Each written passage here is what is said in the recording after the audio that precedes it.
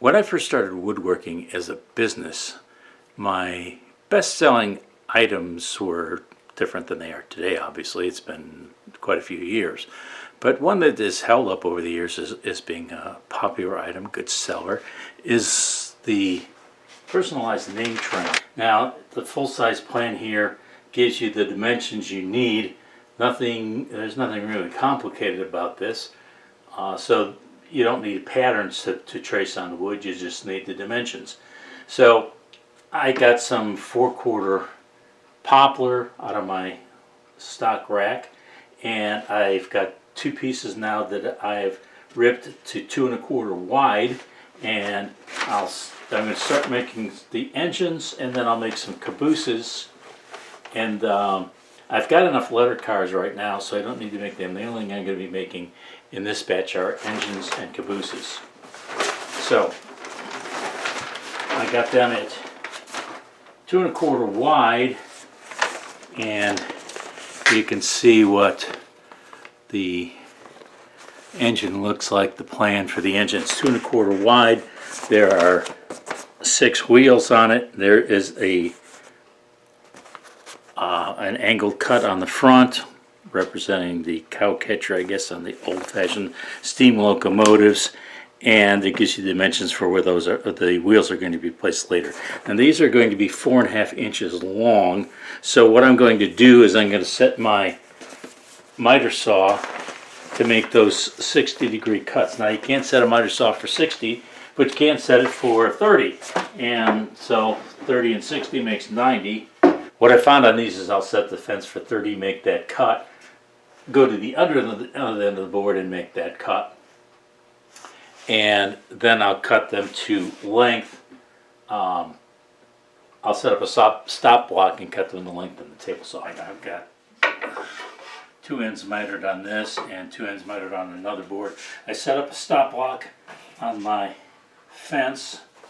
The measurements between the stop block and the blade is 4.5 inches because I want a 4.5 inch wide, or 4.5 inch long engine. Miter gauge in here.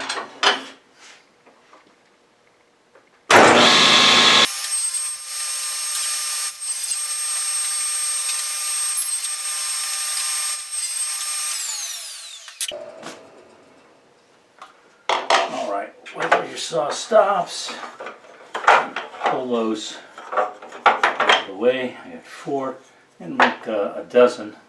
So I'll just repeat that process 3 more times. This is an item I've made before, plan to make again.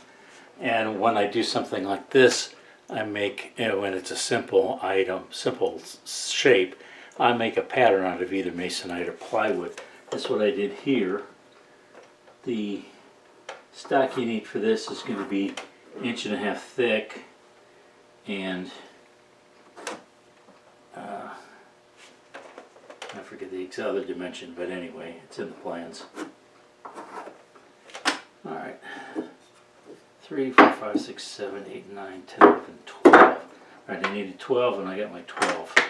For the engine, the caboose, I took the remaining stock from cutting the base for the engines, and remember I made 12 engines, there was enough stock left to make 10 cabooses. So I've got those now drawn out. I will go to the drill press to drill those holes. Alright, now we're down to making those, I drilled the holes on the drill press. Now we're down to these last couple cuts for the engine tab. I was going to do the cross cuts on these on either the radio arm saw or the compound miter saw, but I thought either one was getting me closer to the blade than I wanted it to be. So I instead did them on the bandsaw. I've got a brand new blade in there, cuts like butter, and it was safe. I was able to keep my fingers far enough from that blade. I'm going to make the last 2 cuts on these using the scroll saw. This is 1.5 inch thick poplar, and not really hard, but 1.5 inches is pretty thick for a scroll saw. I'm using a number 12 Pegasus modified geometry blade.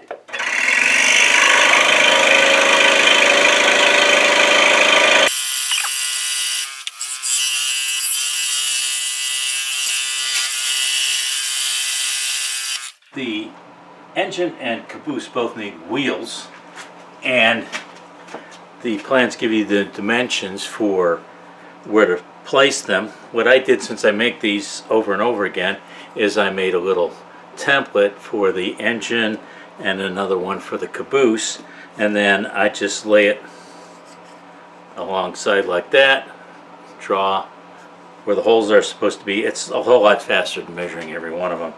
And then the next thing I do is I set up the drill press. I've got a fence I built, and this will hold the caboose or the engine at a 90-degree angle, and I set my depth with a depth stop so that when I put the wheel on there with an axle peg, the axle peg bottoms out, but there's enough room there that the wheel turns freely. You could do it without a depth stop if you wanted to, if you don't have one. And then all I have to do is put these in the press, slide it along,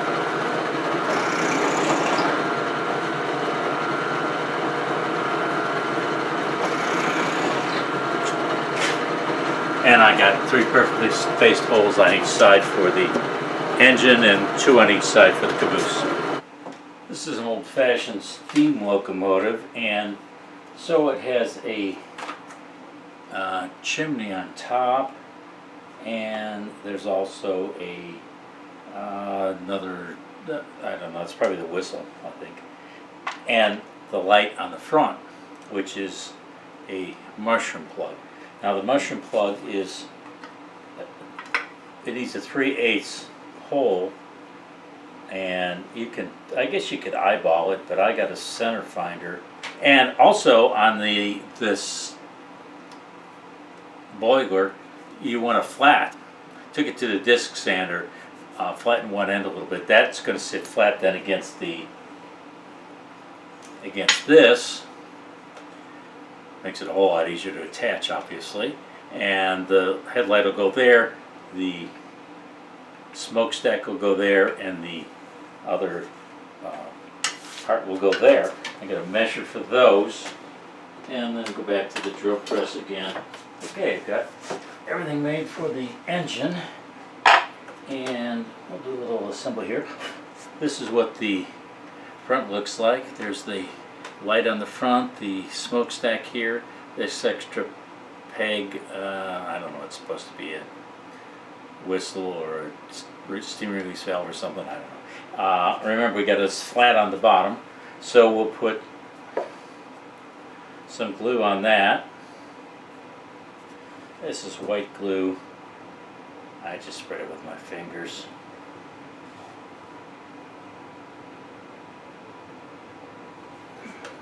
And then the front, some glue on the bottom.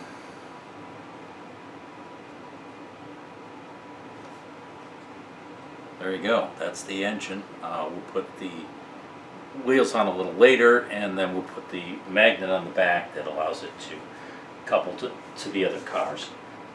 That's all there is to the engine. I was able to get to my dealer and get some more 6/4 poplars, so I made these pieces for the caboose. And the base is this. That part goes here. The railing goes on the back, I'll show you that in a minute. And then a top goes on there, and then obviously the wheels on the side. So we'll do those steps. Down on each of these with a drop of glue. Okay, so there we go with that. Drop of glue in each of these.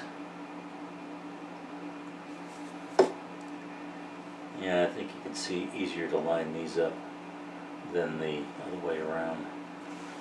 So that's, I got 10 of those to do. I'll come back to those. The this part here is the body of the caboose, tightening up. A little bit of glue on the bottom, So that's good. And then the top will go in there, so a little glue on the top, just like on the bottom.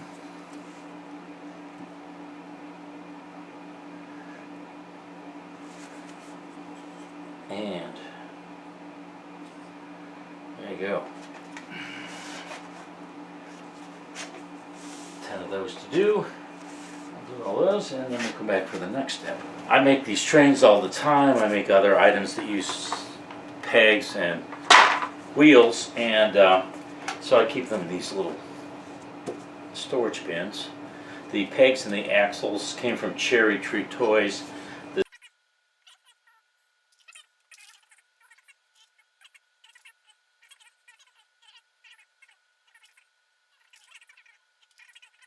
See, the engine flows smoothly. Let me do Caboose. Same thing. The engine has 6 wheels. The Caboose only has 4.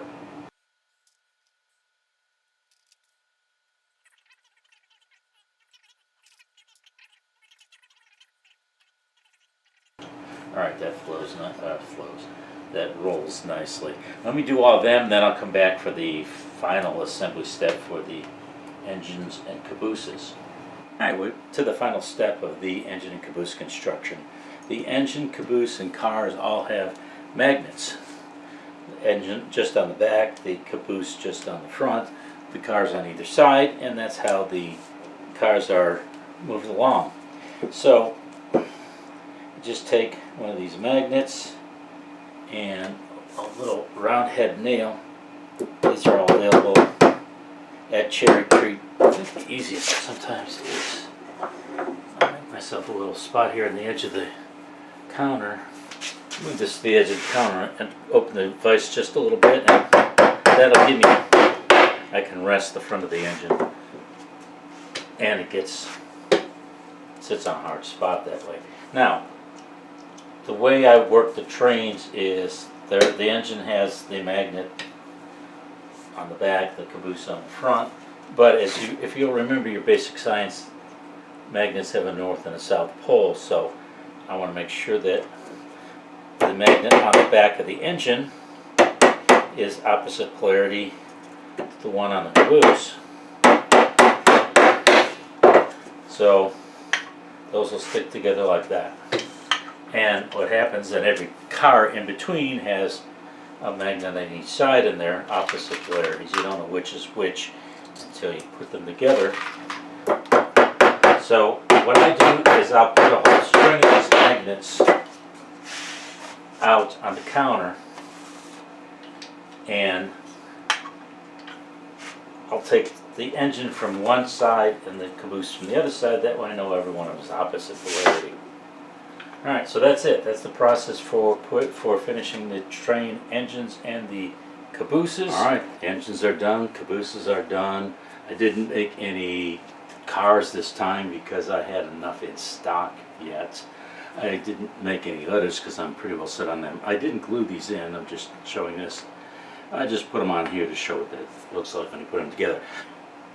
The magnets are pretty strong, they'll pull the train along nicely.